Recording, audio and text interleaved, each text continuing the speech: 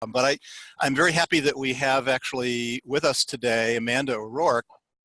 Amanda, I've been hearing wonderful things about this organization and network called 880 Cities, and Amanda will tell us more about it. But one of the really neat things that they have started to do is to get cities to think about how to get folks outside during the winter months and the idea of winter strategies. And so they've actually just embarked on a project called Winter Mission that Amanda will tell us more about. Several cities that have been selected to sort of pilot that initiative. And I might note, Amanda, that Robert Wood Johnson Foundation is your funder for that project, and they are funding us as well, Biophilic Cities. So we have a kind of common funder, which is really great. And so we look forward to working with you around this issue. But let me just a little bit more of an introduction. You see the bio, Amanda's bio. I'm delighted, Amanda, that you have a Master's of Science in Planning from the University of Toronto. So you're a kindred planner. And we like that very much, and love to see the work that you're doing with urban parks, World Urban Parks. We're just talking about that, and you're co-chairing the Children Play in Nature committee there. And we also like eternal optimists. So that's I think we're all in that category, and that's probably the thing that, in many ways, binds us together. These are, pretty dire times in a lot of respects, but we are optimistic and hopeful, and it's the wonderful work that cities are doing that makes us feel that way.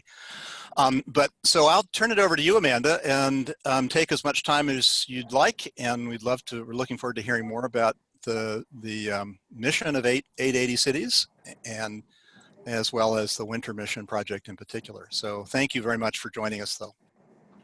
Well, thank you so much. I am going to load my presentation here. But no, that's a lovely introduction, and I'm glad to be in the virtual room with other optimists. Yes. Can you guys see my presentation? Yeah. I can. Looks great. Wonderful. Yep. Okay, so again, my name's Amanda O'Rourke. I'm the Executive Director of 880 Cities, and I'm going to give you a bit of an introduction about who 880 Cities is, and then I'll talk about the Winter Mission program as well. So let's advance. It always works in the test run. Sorry, I'm just going to advance my slide here. It would be unusual if we didn't have a problem. So this is par for. we all think we have the technology mastered, but it's always always the test run. It goes just seemingly, right? Mm-hmm. There we go. Let's see. Okay. I wonder about using the arrows on your keyboard. Yeah, are you guys seeing now with the notes and everything? The presentation, the presenter's mode, excuse me, yeah. Yeah, let's see. Let's see if this works. There we go. Okay. Oh, yes, it just good. needed to be reminded again. Okay, so 880 Cities, we're a nonprofit organization. We're based in Toronto, Canada. And our mission is really to improve the quality of life for people living in cities, no matter their age, ability, socioeconomic status, their gender, their race, their ethnocultural background. We believe cities should be for everyone. Our work is taken us to actually 300 different cities over the last 12 years on 5 continents. So we do work internationally, but we're based in Canada. And we've been really focusing our work by challenging cities to rethink the way they design their streets and public spaces. We know that over the last 80, 90 years, we've been building our cities thinking a lot more about the mobility of cars than on the health and happiness of people. So we really are challenging cities by using a very simple idea and question, and that is, what if everything we did in our cities was great for an 8-year-old and 80-year-old? So we think that's a really powerful lens to apply to how we think about our streets and public spaces. And the way it goes is that if you build a city that's great for an 8-year-old and an 80-year-old, we think that you'll build a successful city that works for everyone. And this is a wonderful, I love this picture because it shows sort of how when you open the street, this is in Mexico City, a program where they open the street to people and close it to cars on Sunday.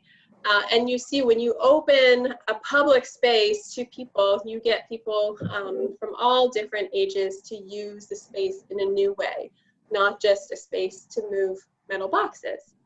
We know that this kind of car-centric urban planning is excluding people and pushing them to the margins, some of our most vulnerable residents, and it has a disproportionately negative effect on children and older adults and economically marginalized. The good news is that we think that we can change this dynamic, and we can create more inclusive streets and public spaces that do work for everyone. So again, that optimism is at play. So my gift to everyone here today is your very own set of 880 goggles, your invisible 880 goggles. You can put them on and use them to evaluate your city, your neighborhood, your street, and think about that 8-year-old and that 80-year-old and how the street or city or neighborhood works for them or doesn't work for them. It's a great way for you to sort of visualize and apply a lens that that really is integral to the way that we work and how we work in cities. I cannot talk about 880 Cities without talking about our wonderful leader, the founder of 880 Cities, and he is now the chair of our board, Gil Penalosa. Gil is a former commissioner of Parks and Recreation in Bogota, Colombia. In the late 1990s, him and his brother led amazing transformation of that city through investments in parks and BRTs, bus rapid transit, and bikeways, and the world-renowned Ciclovia program, which is again that program that opens the street to people every Sunday and closes it to cars, and creates basically the world's largest pop-up park in the middle of the city for people to be able to experience their streets as a public space, which is what they are. The streets in any city usually are the largest public space and public asset that a city owns. So it's a great way to think about how to reuse those spaces in a new way that's much more people-friendly. There's lots of books and documentaries about this fantastic transformation in Bogota. Enrique, who is Gil's brother, is actually currently mayor again after a very long hiatus not being mayor after the 90s. So he's just actually finishing up his term with a very aggressive platform and people-friendly platform. So the key point about Gil and his story and how it relates to 880 is that this was the nugget, this was the piece that really inspired Gil when he came, when he immigrated to Canada to start this organization. It was based on the inspiration from Bogota, that public space transformation could be a driver for achieving social equity and quality of life for all. And this is what grounds us, and this is central to sort of the DNA of the organization and what started it 12 years ago. I will say that I was one of the first people that Gil hired. Him and I go way back, 12 years ago, back when the organization was called Walk and Bike for Life. I told Gil that it was not the most intuitive name, and we went through this whole branding process around creating 880 Cities. So I've been basically having every single position in the organization, which is fantastic to see how, a simple idea with 2 people has now blossomed into this thriving nonprofit organization with 8 staff and lots of partnerships and collaborations along the way that have amplified our impact. So what do we mean when we talk about an 880 city? You know, the concept is quite intuitive, but what we're talking about, these are the 3 central rights that we're talking about as an organization. And for us, it's really about reclaiming the right to the city, to those groups who have been really pushed out, as I said, have been marginalized by this very disinvestment in public space and public life, and an overarching sort of investment in car infrastructure. So for us, it's really about the right to mobility, the right to public space, and the right to participate. The right to mobility being that everyone, no matter their age or ability, should be able to walk or bike or use public transit in their city. The right to public space is that our parks and streets should be, through their design and programming, welcoming to people of all ages and abilities. And the right to participate is really about providing opportunities for people to be involved in city building decisions.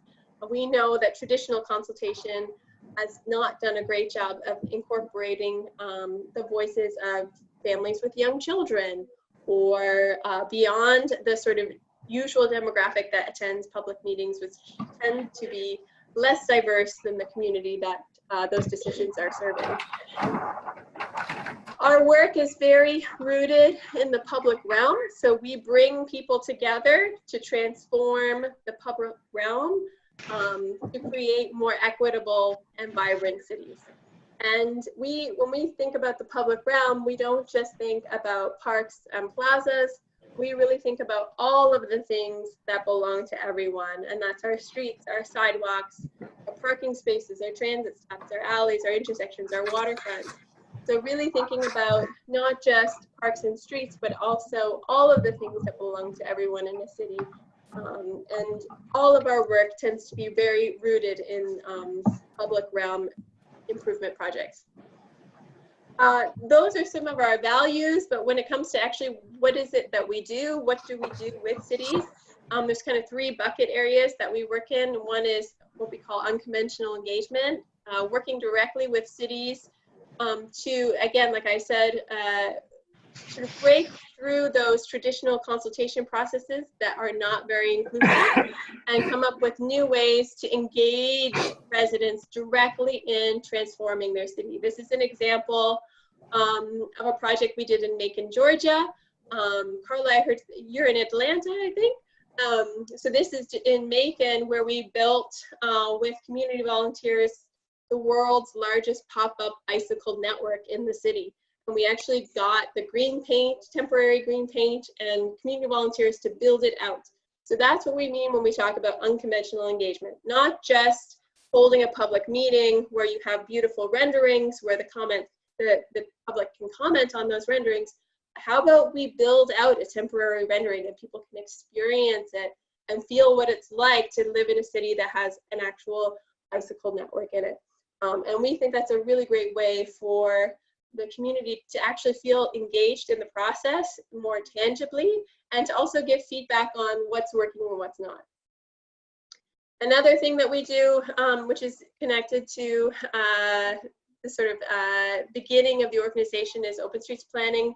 So Gil initiated the new ciclovia in Bogota, where 1.5 million people every Sunday in Bogota use their streets. Over 40 miles of streets are open to people to be healthy, and walk, bike, do Zumba classes. It's really about changing the city's culture of health and creating a kind of program, not just event, where people can come out and build a sense of belonging in their city.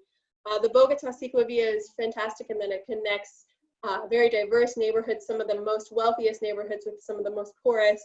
And it is Gil's inspiration, he always says, was that he went to New York and saw Central Park and thought, how could I ever create an atmosphere in Bogota like Central Park, where everyone across the city would feel welcome and be able to enjoy a public space. He didn't have the landmass that Central Park had, but he had the streets, and said, why don't I just open the street to people and use it as the world's largest pop-up park. So we've been advising cities around the world on initiating or scaling up their existing open streets projects. This is an example in Toronto, actually, where we open Yonge Street, Yonge and Bloor, two of the main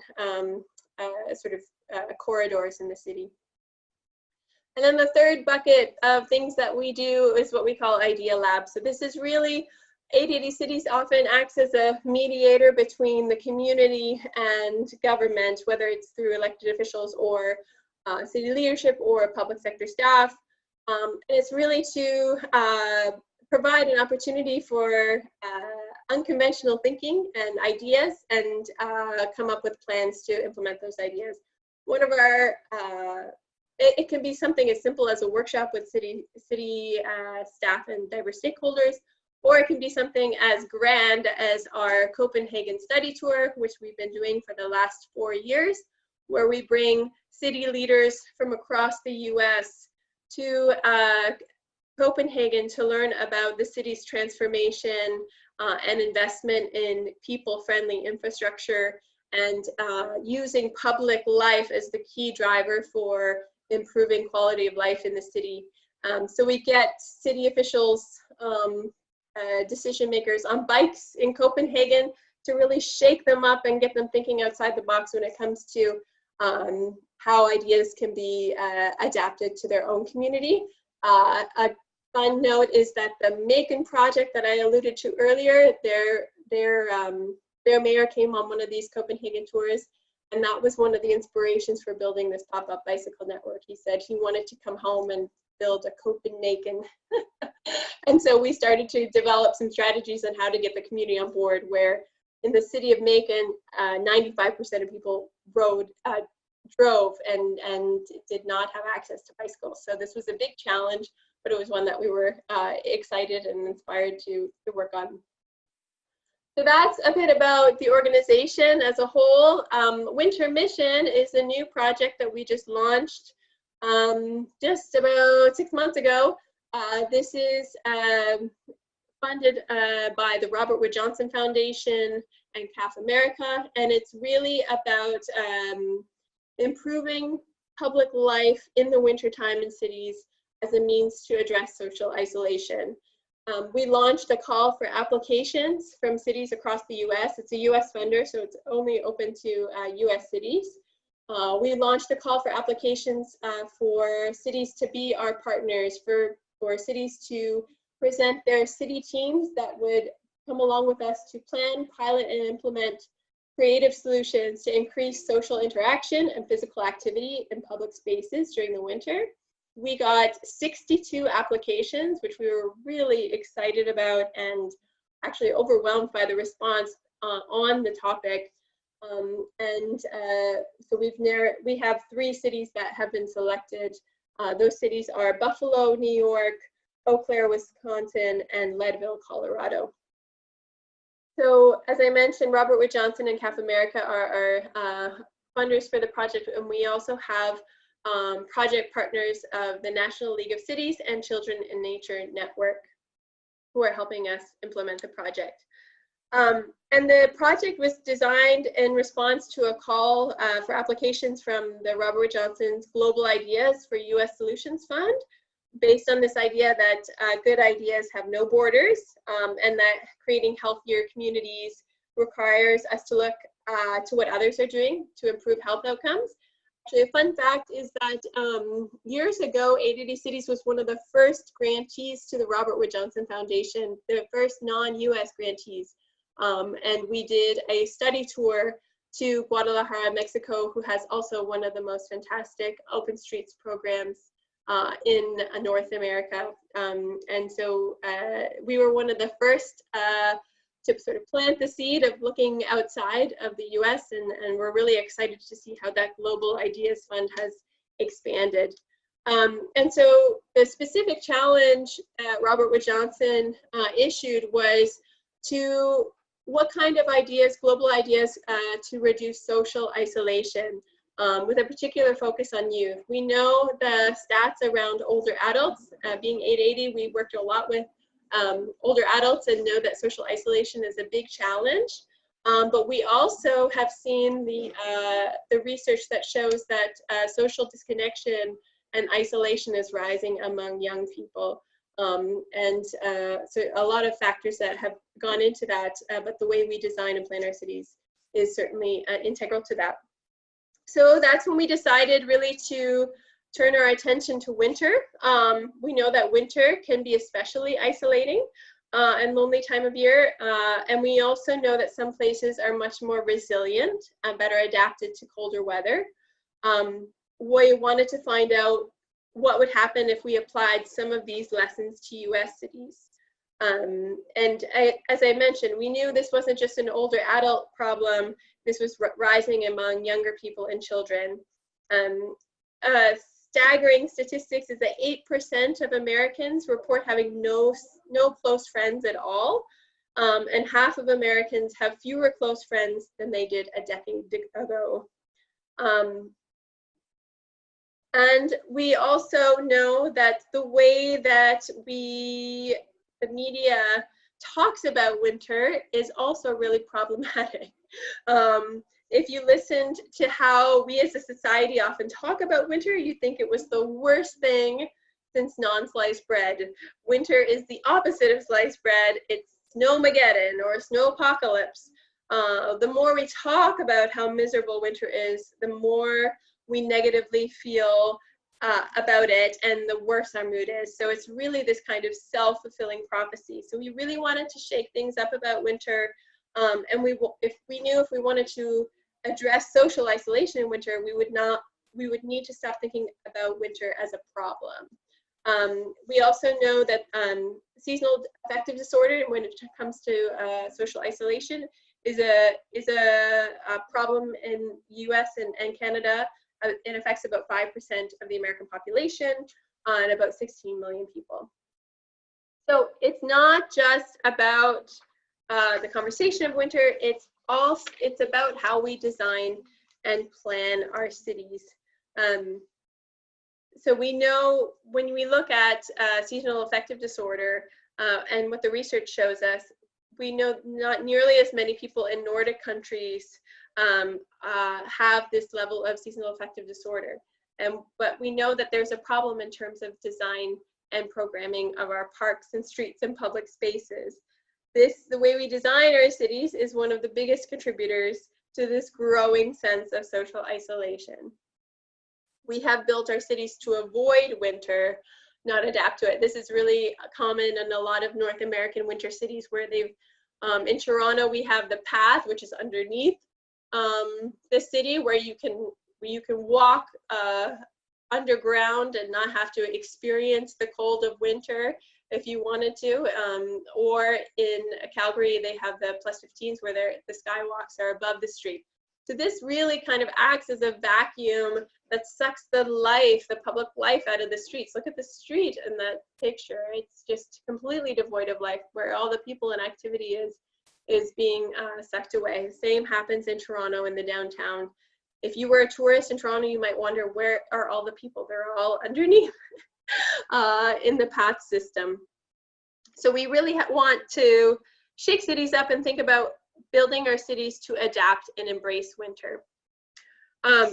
We also know, really going back to the whole 880 concept and those 880 goggles that I asked you to put on at the beginning, is that this kind of urban design has had the greatest effect on some of our most vulnerable amongst us. So if you have a mobility device, you need a cane, or have any kind of physical ailment, our urban design and policies pretty much leave you crap out of luck in winter. So for example, the city of Saskatoon, where we were just launching this project, they spent $62 million in 2017 on snow removal.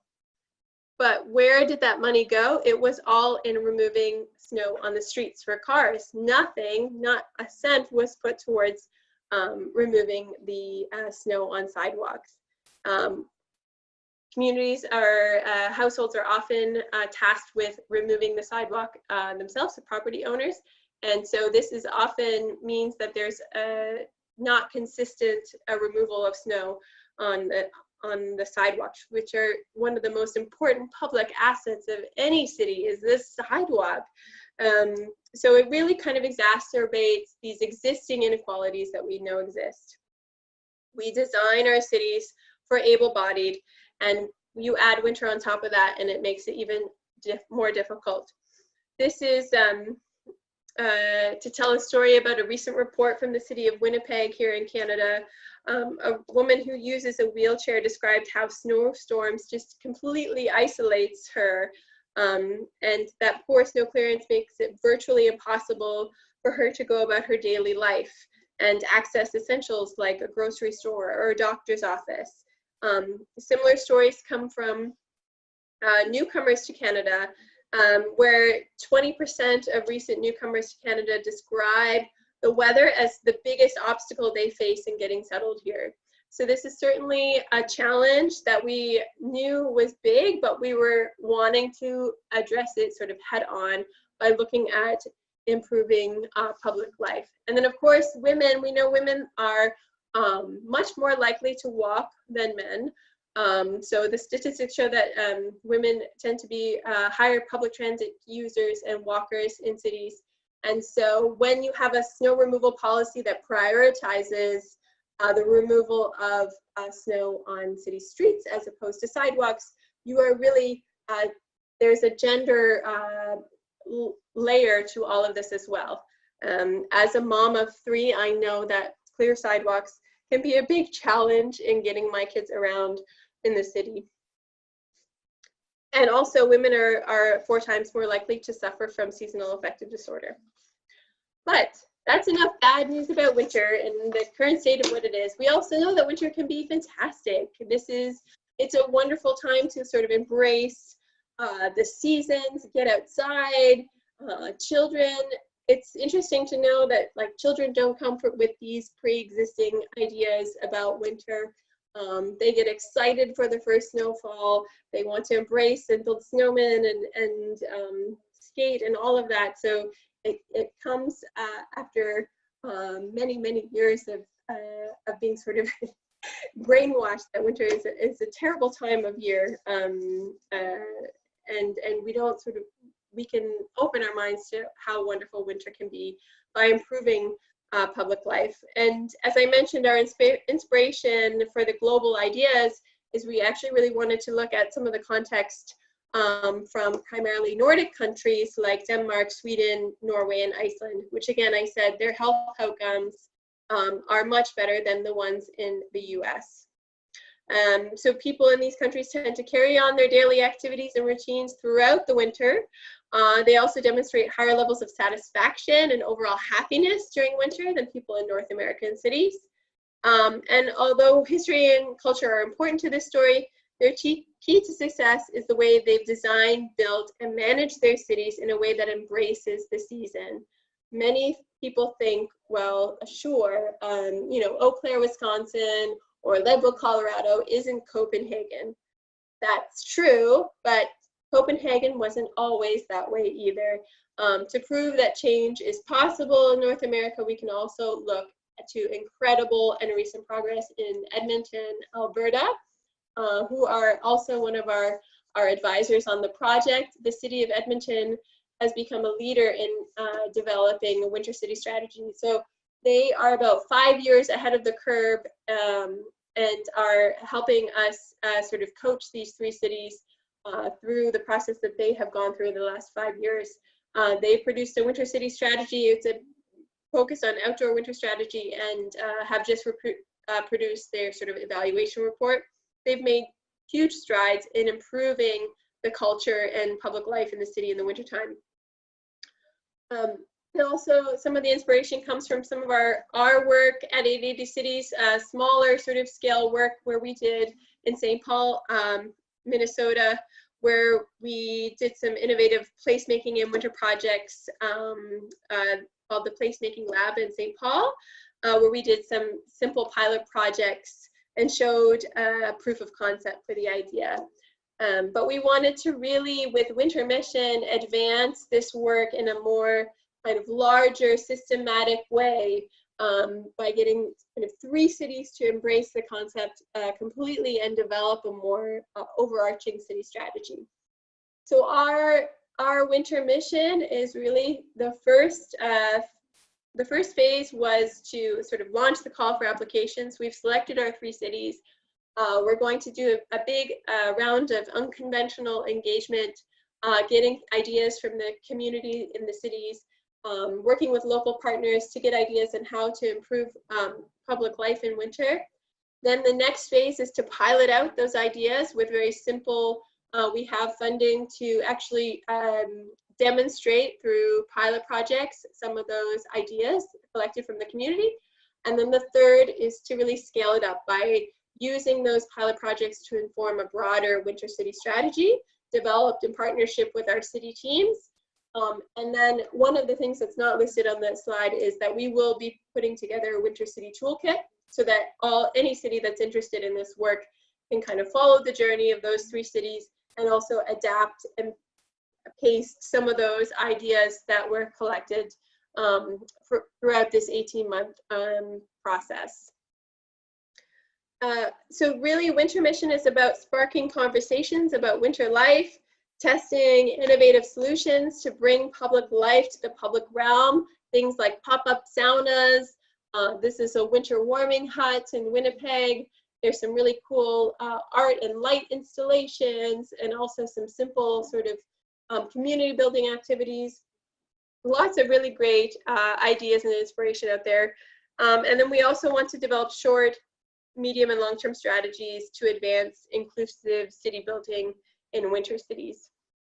In short, we want to bring public life back to winter cities by getting people to think about all of those public assets and how to connect with one another on a human level, very simply in the wintertime, in the coldest, darkest months of the year.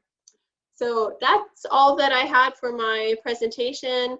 I'm happy to answer any questions, and also if you want to contact me about any of the things that I presented, please feel free to do so. My email's right there.